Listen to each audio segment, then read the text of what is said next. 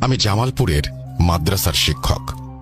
তো ঘটনাটি আমার নিজের জীবনের সাথে ঘটে যাওয়া একটি ঘটনা। ভালো লাগলে অবশ্যই পড়ে শোনাবেন। ঘটনাটি ঘটেছে আজ থেকে প্রায় 7 বছর আগে, রমজান মাসে। সালটা 2016। আমি একজন কুরআনের হাফেজ। তো রমজান মাসে আমাকে এক মসজিদে তারাবি নামাজের জন্য নেওয়া হয়। সঙ্গত কারণে সেই জায়গাটার নাম অনুল্লেখ থাকলো। তো আমাকে যে মসজিদে নেওয়া হয় সেই মসজিদটা ছিল এক অজপাড়া গাঁয়ের জঙ্গলের মধ্যে। দিনের বেলা যেতেও অনেকে ভয় পায় সেখানে। রাস্তার দুপাশে বহু বছরের পুরনো মেহগনি গাছ, বটগাছ শির উঁচু করে দাঁড়িয়ে আছে। ব্রহ্মপুত্র নদীর একদম কুল ঘেঁষে ঢাকা জামালপুর মেইন রোড থেকে নেমে একটা গোরস্থান পাড়ি দিয়ে সেখানে অনেকটা পথ হেঁটে যেতে হতো। বলে রাখা ভালো, মসজিদটার কাছেই একটা কোরিয়ান ট্রেনিং সেন্টার ছিল, যেটা 2011 সালে অজানা কিছু সঙ্গত কারণে বন্ধ হয়ে গিয়েছিল। তারপর থেকে সেটা তালাবদ্ধ অবস্থায় থাকতো, কেউ সেখানে প্রবেশ করত না। অনেকের মুখে সেটাকে জিনদের বাসস্থান বলে শোনা যায়। প্রচণ্ড সাহসী হওয়ায় এই ব্যাপারগুলোকে আমি একদমই পাত্তা দেইনি বলেই চলে। তো কথা না বাড়িয়ে চলে যাওয়া যাক মূল ঘটনায়।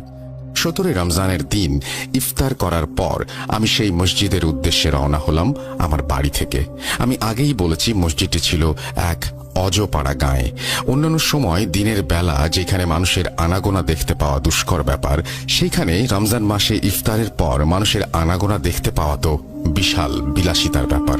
ঝলমলে পূর্ণিমার আলোয় জনমানবহীন রাস্তায় আমি হাঁটছি। আমার হাতে থাকা স্মার্টফোনের ফ্ল্যাশ লাইট আর আমার হাঁটার শব্দ ছাড়া আর কোনো কাক পক্ষীরও কোনো অস্তিত্ব নেই বললেই চলে সেই গাঁয়ের মেঠোপথে। তো আমি যখন সেই গোরস্থানটা পার হয়ে সেই ট্রেনিং সেন্টারের মেইন গেটের সামনে গিয়ে পৌঁছেছি, আচমকা বিশাল এক বজ্রপাতের আওয়াজ হলো সেই গেটে। যেন বজ্রপাতটা সেই গেটকে উদ্দেশ্য করেই হয়েছে। হয়তো অনেকেই ভাবতে পারেন এটা ইলেকট্রিসিটির কোনো দুর্ঘটনার জন্য হয়েছে, যেমনটা আমি তৎক্ষণাৎ ভেবেছিলাম। হঠাৎ করে মনে হলো পরিত্যক্ত একটি কোরিয়ান সেন্টারে ইলেকট্রিসিটি আসবে কোথা থেকে। এইটা ভেবে প্রচণ্ড সাহসী থাকা সত্ত্বেও কেমন যেন সারা শরীরে একটা ঝাঁকুনি দিয়ে উঠল।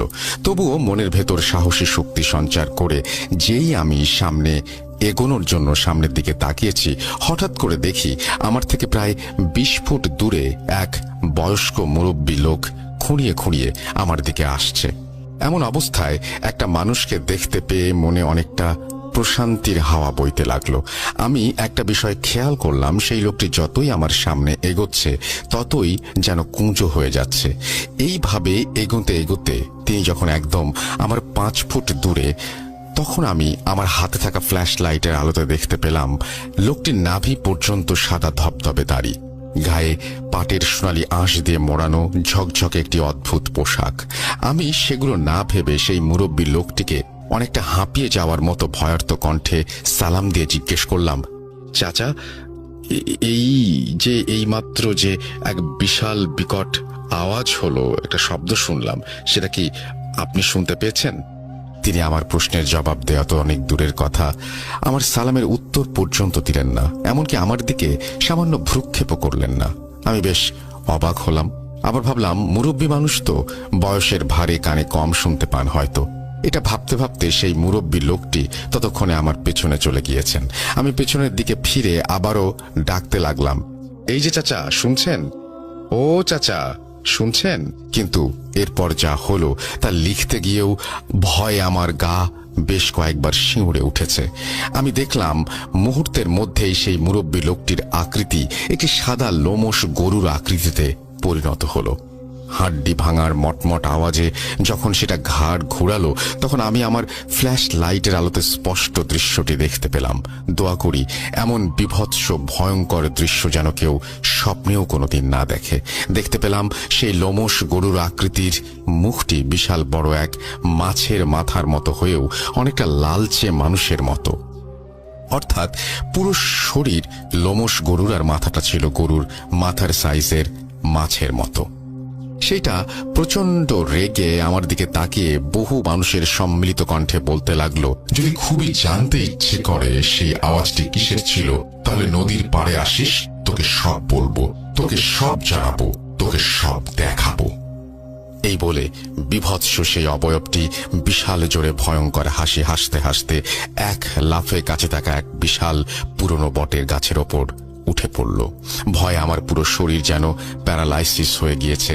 দৌড়ানোর মতো সামান্য শক্তি পর্যন্ত আমার শরীর নেই, আবার আমি সেন্সলেসও হতে পারছিলাম না। প্রিয় লিসেনার্স, একবার চোখ বন্ধ করে কল্পনা করুন তো, এমন পরিস্থিতিতে আপনার কি অবস্থা হতো। আমি মাদ্রাসার একজন ছাত্র হওয়ায় এমন পরিস্থিতিতে পড়লে কি করতে হবে তা জানতাম। জোরে জোরে আয়াতুল কুরসি পড়ে সারা শরীরে যত শক্তি ছিল তা দিয়ে প্রচন্ড জোরে দিলাম এক দৌড়। আমি মসজিদের দিকে দৌড়াচ্ছি তো দৌড়াচ্ছি, পেছনে ফেরার সাহসটুকু আমার আর অবশিষ্ট নেই। হঠাৎ খেয়াল করে দেখি আমার হাতে থাকা স্মার্টফোনটি আর নেই। অর্থাৎ ভয়ে কখন যে আমার হাতে থাকা স্মার্টফোনটি সেই অভিশপ্ত কোরিয়ান ট্রেনিং সেন্টারের সামনে ফেলে রেখে এসেছি সেটা আমার বিন্দু পরিমাণ খেয়াল নেই। আমি আমার ফোনের চিন্তা বাদ দিয়ে আরো জোরে জোরে আয়াতুল কুরসি পড়ে পড়ে দৌড়াতে লাগলাম। হঠাৎ করে সামনে দেখি একটা লাইটের মতো রাস্তার মাঝখানে মাটিতে কিছু একটা পড়ে আছে। আমি সেইটির কাছে গিয়ে দেখতে পাই, আরে এটা তো আমার সেই স্মার্টফোন যেটা ভয়ে ট্রেনিং সেন্টারের সামনে ফেলে রেখে এসেছি। এটা এখানে আসলো কি করে? তাহলে কি ঘুরে ফিরে আবারও সেই অভিশপ্ত ট্রেনিং সেন্টারের সামনে এসে পৌঁছেছি আমি? এটা ভাবতে না ভাবতেই আমার বাম পাশ থেকে পুরনো জং ধরা লোহার গেট খোলার মতো আওয়াজ হলো। আমি প্রচন্ড ভয়ে আবার বাম দিকে আস্তে আস্তে যেই না ঘাড় ঘুরে তাকিয়েছি, অমনি দেখি প্রচন্ড ঘূর্ণিঝড়ের মতো এক বাতাস প্রচন্ড জোরে আমার শরীরকে ধাক্কা দিয়ে মাটিতে ফেলে দিল। আমার মাথায় টুপিটি ছিটকে পড়ল বেশ দূরে। মর্মর আওয়াজে সেই অভিশপ্ত ট্রেনিং সেন্টারের গেটটা খুলে গেল। মনে মনে প্রস্তুতি নিচ্ছিলাম, যাই হবার হোক, সেন্সলেস হওয়া যাবে না। আমি পূর্ণিমার চাঁদের আলোয় স্পষ্ট দেখি